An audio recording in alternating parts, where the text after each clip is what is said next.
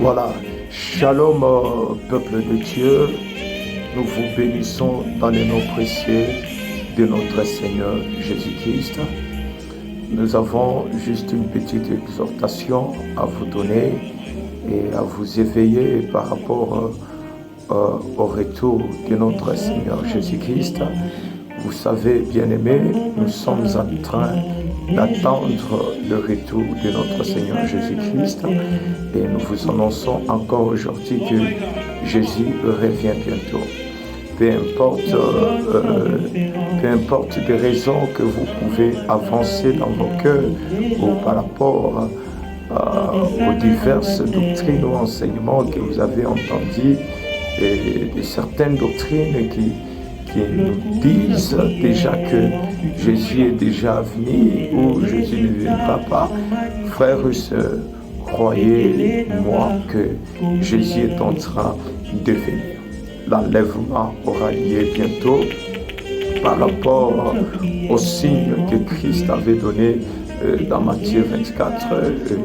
Il y a plusieurs signes qui se sont déjà accomplis et si vous avez les yeux spirituels, vous allez voir qu'il n'y a plus de temps. Nous sommes arrivés pratiquement à la fin du temps, pratiquement à la fin du monde.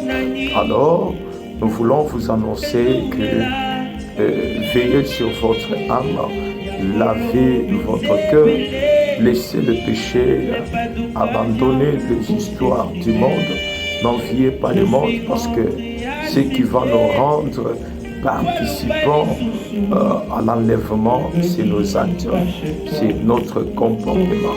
Si jusque-là, vous vous comportez encore mal, vous êtes un chrétien de deux temps, de deux faces, attention, vous risquez de finir dans l'enfer parce que le moment qui vient dans ce monde, ce sont deux moments terrible et insupportable. Ce sera difficile de résister au grand événement qui aura lieu dans ce monde. C'est pourquoi nous vous exhortons de laisser le péché, d'être un chrétien véritable, d'aimer le prochain, d'être un homme de prière, de veiller avec la prière à chaque temps, afin que lorsque Christ apparaîtra dans les airs, que vous soyez participants et que vous puissiez vous échapper au mauvais jour qui va bientôt se révéler dans ce monde. Croyez-moi qu'il y a des temps difficiles qui viendront dans ce monde où les gens s'enfermeront dans des maisons où de rues, des avenues, de villes seront vides. Il y aura des cris de plaie, des cris, des angoisses partout et personne n'aura pas le temps de consoler une autre personne. Ce sont des temps qui sont en train de venir maintenant. Dieu ne veut pas que ses enfants puissent participer à ce grand malheur qui va bientôt se révéler sur la terre.